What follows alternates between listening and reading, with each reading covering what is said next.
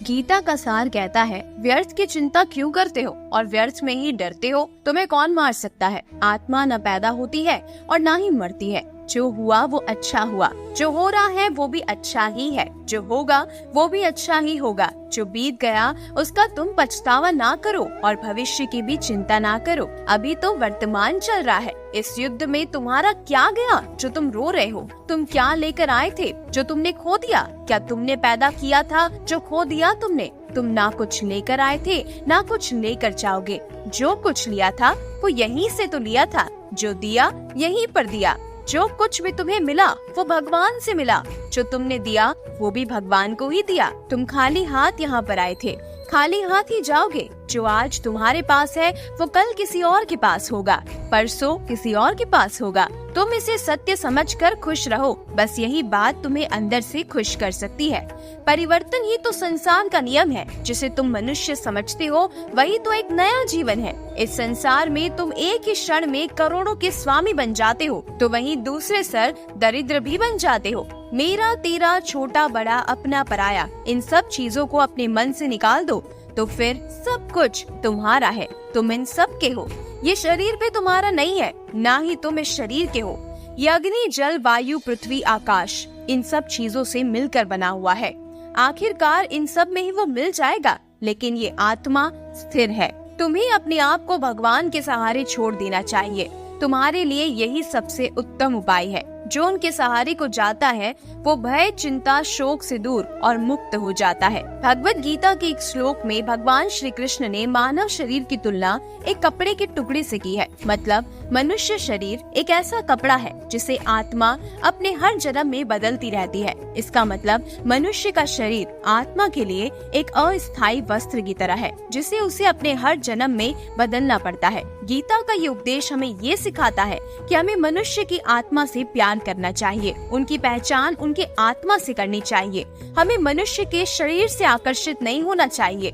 मनुष्य के भीतरी मन को समझना ही उचित होता है। जो लोग मनुष्य के शरीर से ही केवल प्यार करते हैं, ऐसे लोगों के लिए गीता का उपदेश बहुत कुछ सिखाने वाला साबित हो सकता है। गीता के इस उपदेश में भगवान श्री कृष्ण ने ये बताया है कि इंसान को जन्म मरण के चक्र के बारे में जान लेना चाहिए, क्योंकि मनुष्य के जीवन का एकमात्र सच जो है वो है मृत्यु। क्योंकि जिस भी इंसान ने इस दुनिया में जन्म लिया है उसे एक न एक दिन इस संसार को छोड़कर जाना ही पड़ता है और यही दुनिया का अटल सत्य है। लेकिन इस बात से भी नकारा नहीं जा सकता कि हर इंसान अपनी मौत से भयभीत रहता है।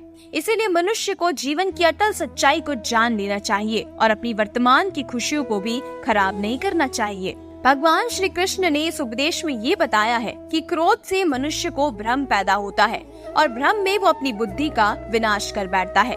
क्रोध में जब मनुष्य की बुद्धि काम नहीं करती तब मनुष्य का तर्क वितर्क करने की क्षमता नष्ट हो जाती है और व्यक्ति का वहीं नाश हो जाता है। इसी तरह हर एक व्यक्ति को अपने गुस्से पर काबू रखना सीखना चाहिए।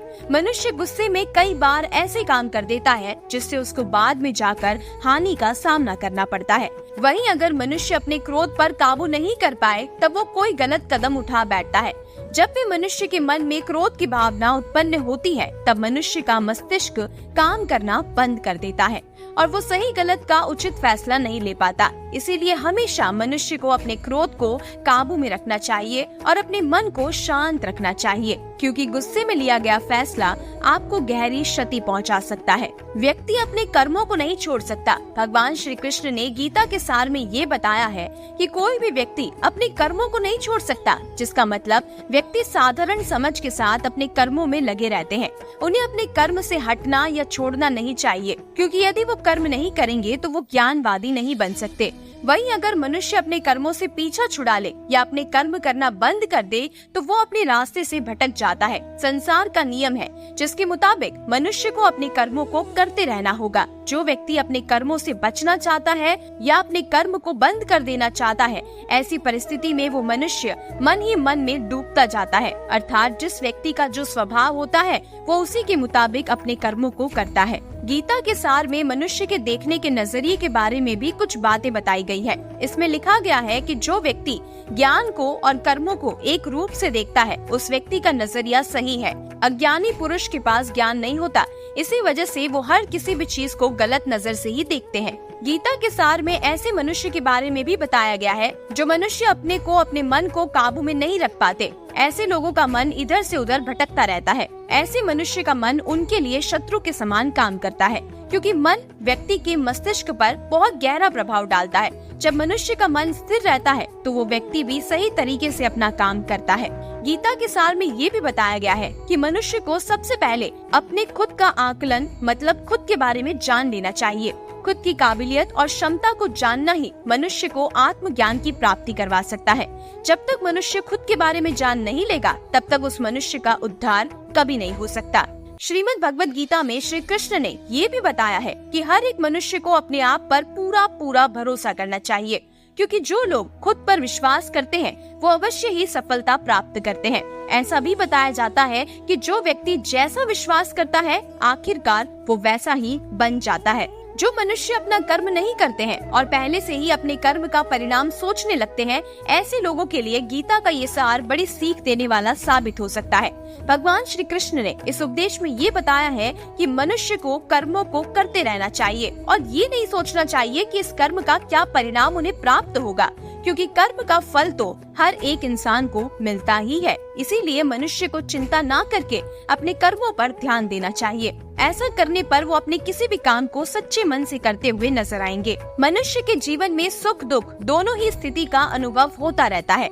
सुख की स्थिति में मनुष्य ज्यादा ही प्रसन्न हो जाता है, तो वहीं दुख की स्थिति में मनुष्य निराशा महसूस करता है। इसीलिए सुख और दुख दोनों ही स्थिति में मनुष्य को अपने मन पर काबू रखकर उसे स्थिर रखना ही योग कहलाता है। जब कोई भी मनुष्य सांसारिक इच्छाओं को त्याग करके फल की चिंता ना करके अपने कर्मों को करता है तो उसी स्थिति को मनुष्य योग में स्थित है ऐसा कहा जाता है। जो मनुष्य अपने मन को काबू में कर लेता है उस मनुष्य का मन ही उसका सच्चा मित्र बन जाता है, लेकिन जो मनुष्य अपने मन को काबू में नहीं कर पाता उसके लिए उसका मन ही उसका सबसे बड़ा दुश्मन साबित होता है। वहीं जो मनुष्य अपने मन पर विजय प्राप्त कर ले तो उसे परमात्मा की प्राप्ति हो जाती है। इसका मतलब जिस भी मनुष्य को ज्ञान की प्राप्ति हो जाती है उसके लिए सुख दुख सर्दी गर्मी और मान अपमान सब एक समान हो जाता है। गीता में बताए गए इस उपदेश को अगर कोई भी व्यक्ति सच्चे मन से जीवन में पालन करे तो अवश्य ही वो व्यक्ति एक सफल इंसान बन सकता है। जो लोग पूरे विश्वास के साथ अपने लक्ष्य को पाने के लिए कोशिश करते रहते हैं वो निश्चित अपने लक्ष्य को पा ही लेते हैं। इसके लिए किसी भी मनुष्य को अपने लक्ष्य को पाने के लिए लगातार निरंतर कोशिश करते रहना चाहिए। गीता के उपदेश में भगवान श्री कृष्ण ने ये भी समझाया है कि किसी भी व्यक्ति को तनाव और चिंता से दूरी बनाकर रखनी चाहिए, तभी जाकर वो एक सफल इंसान बन सकते हैं, क्योंकि मनुष्य को सफल होने में तनाव एक बाधा की तरह बीच में आता रहता है। श्रीमद् भगवद गीता में भगवान श्री कृष्ण ने अपने एक उपदेश में ये बताया है कि मनुष्य को अपने कामों को प्रथम प्राथमिकता देनी चाहिए। सबसे पहले अपने जरूरी काम को पूरा करे, उसके बाद ही किसी और काम को करे, अन्यथा दूसरों का काम पूरा करने के चक्कर में वो मनुष्य अवश्य ही अपना काम पूरा नहीं कर पाता। श्रीमद् भगवद गीता में भगवान श्री कृष्ण ने ये भी उपदेश दिया है कि संसार में एक ही भगवान के अनेक स्वरूप है और संसार में लोग भगवान के अलग अलग स्वरूप की पूजा भी करते हैं, क्योंकि वो उनकी अलग अलग शक्तियों पर भरोसा करते हैं।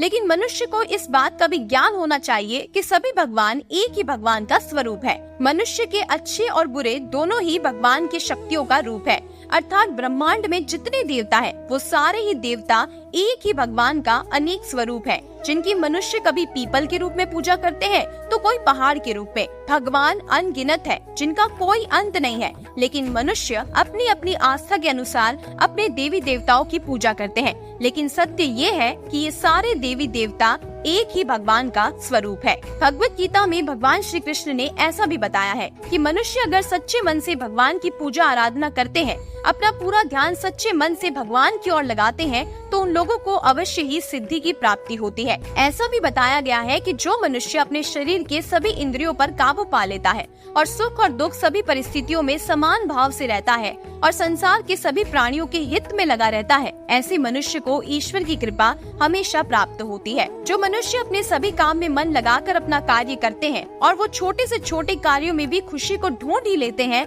वो लोग निश्चित ही अंत में सफलता सफलता प्राप्त करते हैं। वहीं दूसरी तरफ ऐसे मनुष्य भी होते हैं जो अपने काम को बस एक बोझ समझकर बस पूरा कर देना चाहते हैं और अपने किसी भी काम को पूरा सही ढंग से नहीं करते। तो ऐसे मनुष्य हमेशा ही अपने जीवन में पीछे रह जाते हैं। भगवत गीता में भगवान श्री कृष्ण ने ये बताया है कि मनुष्य के लिए किसी भी चीज की अधिकता उनके लिए हानिकारक साबित हो सकती है। ये किसी भी प्रकार की अधिकता हो सकती है, कड़वाहट हो या फिर मधुरता, खुशी हो या गम। हमें कभी भी किसी भी चीज की अति करना हमारे लिए नुकसानदायक साबित हो सकता है। जीवन में संतुलन बनाए रखना बहुत जरूरी है। जब तक मनुष्य अपने जीवन में संतुलन नहीं बनाएगा, तब तक मनुष्य अपने जीवन को खुशी से व्यतीत नहीं कर सकता। इसीलिए मनुष्य को अपने जीवन में किसी भी चीज को ज्यादा करने से बचना चाहिए और जीवन में सदैव संतुलन बनाकर रखना चाहिए। भगवान श्री कृष्ण ने गीता के सार के माध्यम से एक बहुत बड़ी ज्ञान की बात कही है।